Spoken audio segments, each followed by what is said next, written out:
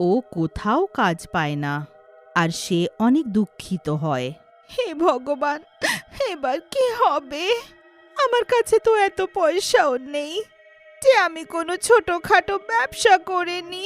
ঘরে খাবারের একটা অন্নও নেই।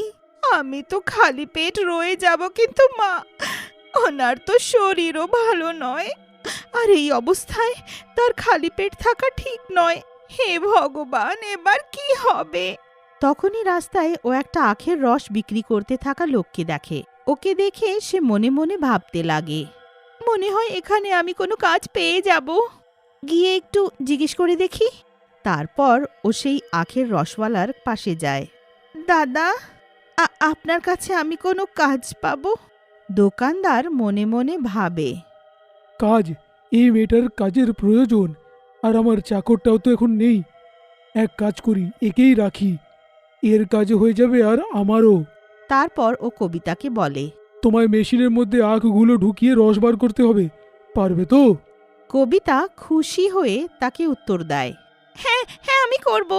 আর তারপর কবিতা তখনই তার দোকানে কাজ করতে বসে যায় আর আখ মেশিনে দিয়ে সেটার রস বার করে, আর দোকানের মালিক ওটা গেলাসে ঢেলে গ্রাহকদেরকে খাওয়ায়। এইভাবে কাজ করতে করতে সারা দিন পেরিয়ে যায়, আর সন্ধে সময় দোকানদার তার ছুটি করে দেয় আর তাকে কিছু পয়সা দেয়। পয়সাগুলো হাতে নিয়ে কবিতা অনেক খুশি হয়। আমার পরিশ্রমের রোজগার, এবার মা বাবাকে খালি পেট থাকতে হবে না, আর তাদের ওষুধও হয়ে যাবে। তারপর ও টাকা দিয়ে রেশনের দোকানে গিয়ে একটু রেশন নিয়ে নেয় আর নিজের মায়ের ওষুধ নিয়ে বাড়ি ফিরে আসে, আর তাড়াতাড়ি রান্না করে নিজের মাকে খাবার খাওয়ায়। এইটা দেখে তার মায়ের চোখে জল ভরে আসে, আর সে চোখে জল ভরে নিজের মেয়ে কবিতাকে বলে, আমিও কেমন দুর্ভাগা মা আছি যে আমার থাকার সত্ত্বেও আমার মেয়েকে কাজ করতে হচ্ছে। মা, কি যে বলো, কেমন কথা বলছো? বাচ্চারা মা বাবার খেয়াল রাখবে না তো কে করবে ওগুলো?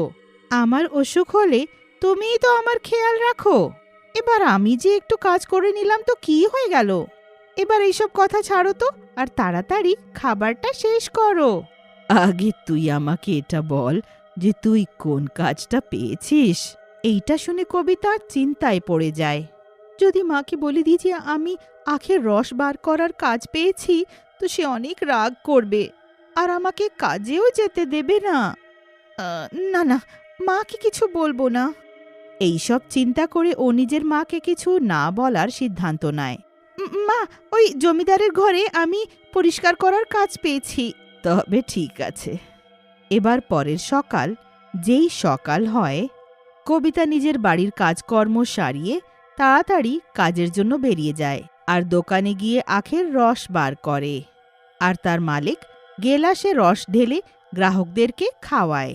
তখনই হঠাৎ মেশিনে আখ ডালার সময় তার দুটো হাত চলে আসে, আর আখের সাথে সাথে তার দুটো হাতই মেশিনের ভেতরে চলে যায়। ও চিৎকার করে, আহ আহ, আমার হাত, আমার হাত! কেউ আমার হাত মেশিন থেকে বার করো!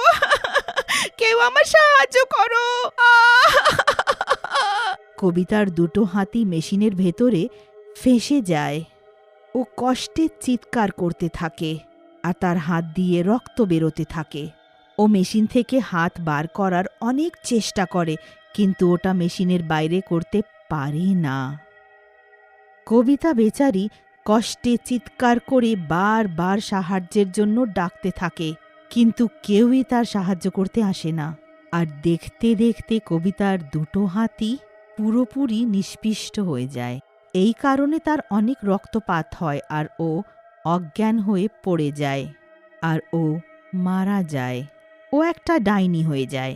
এবার রাতে ডাইনি নিজের দুটো কাটা হাত দেখে জোরে কাঁদতে লাগে।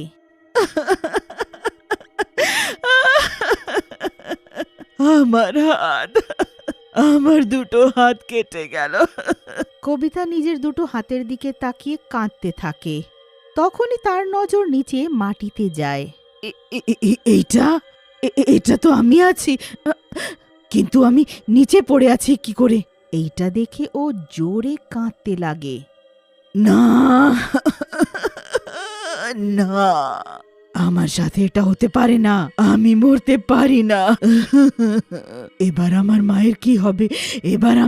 এবার আমি কাউকেই ছাড়বো না। এদের সবার কারণে আমি মারা গেলাম, এবার আমি কাউকেই ছাড়বো না। তারপর হঠাৎ ডাইনিটা জোরে হাসতে লাগে।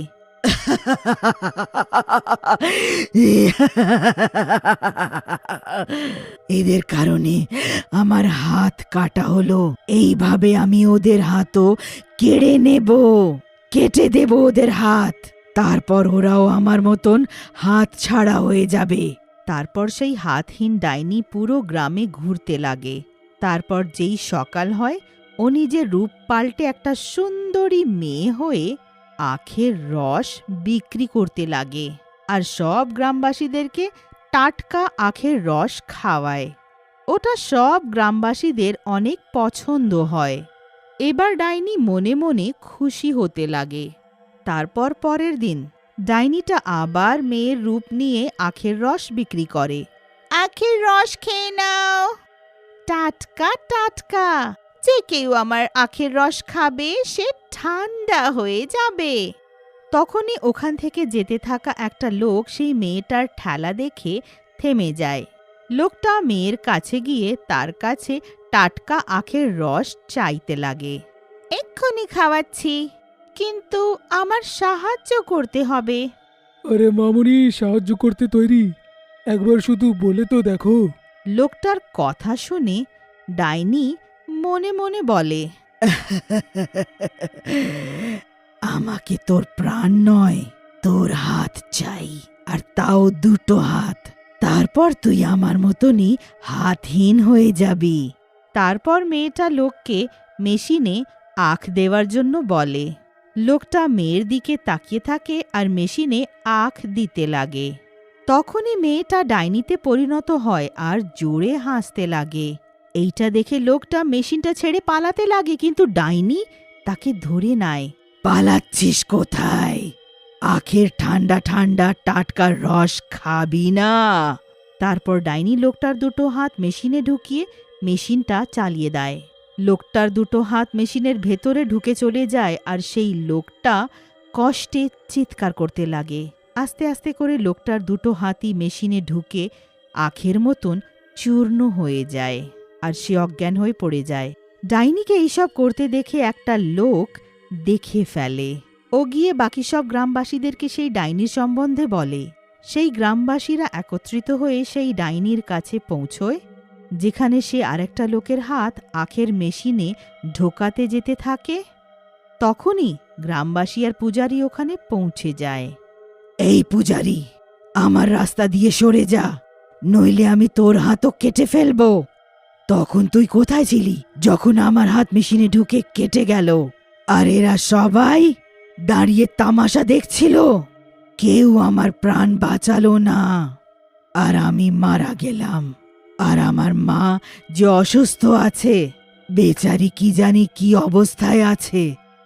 ডাইনিটা যেই সেই লোকটার দুটো হাত কাটতে যেতে থাকে, তখনই পূজারি মন্ত্র পড়ে গঙ্গা জল মেশিনের উপরে ঢেলে দেয়।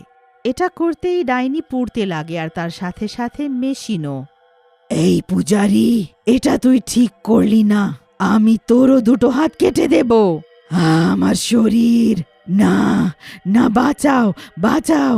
এইভাবে চিৎকার করতে করতে সেই ডাইনি আর তার মেশিন পুড়ে ভস্ম হয়ে যায় আর সেই লোকটার প্রাণ রক্ষা করা হয়। আর সব গ্রামবাসীরা সেই ডাইনির